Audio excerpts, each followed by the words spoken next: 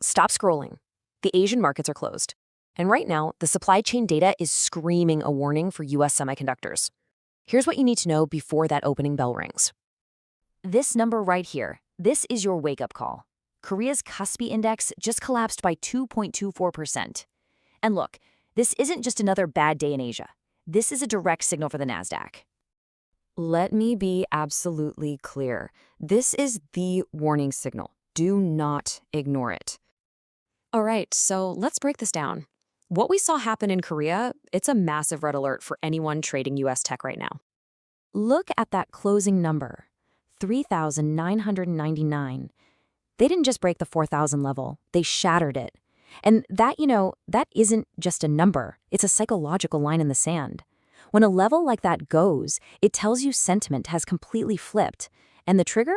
An absolutely enormous wave of selling from foreign institutions.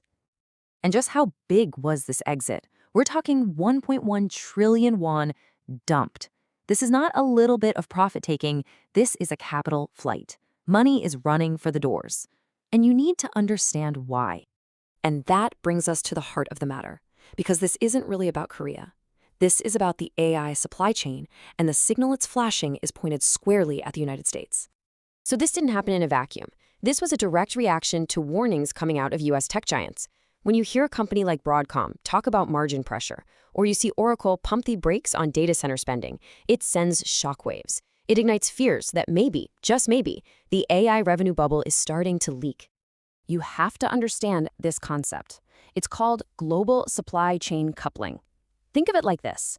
A US tech company even whispers about slowing down spending, and boom, their Korean suppliers' order books just get vaporized.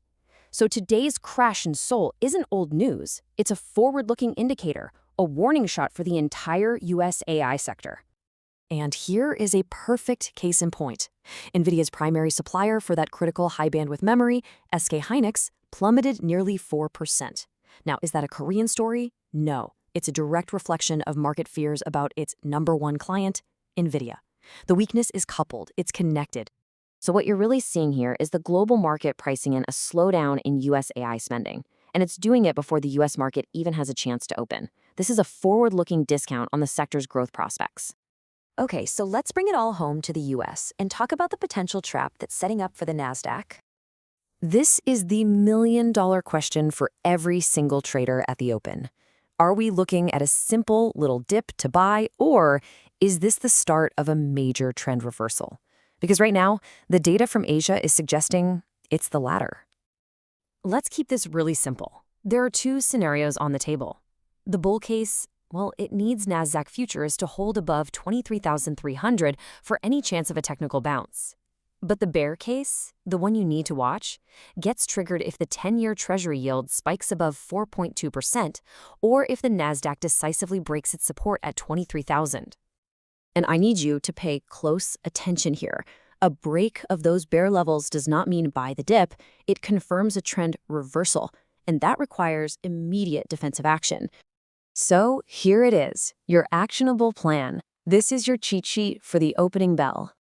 Okay, get ready to screenshot this. Here's your trade plan. If the Nasdaq breaks 23,000 or the 10-year yield spikes above 4.2%, then you cancel all long tech positions immediately. That's your signal. The trend has reversed. So your watch list should be all about risk off. You're watching for any support breaks in NVIDIA and Broadcom. They are directly in the line of fire. At the same time, you're watching where that money might be rotating to. Think safety.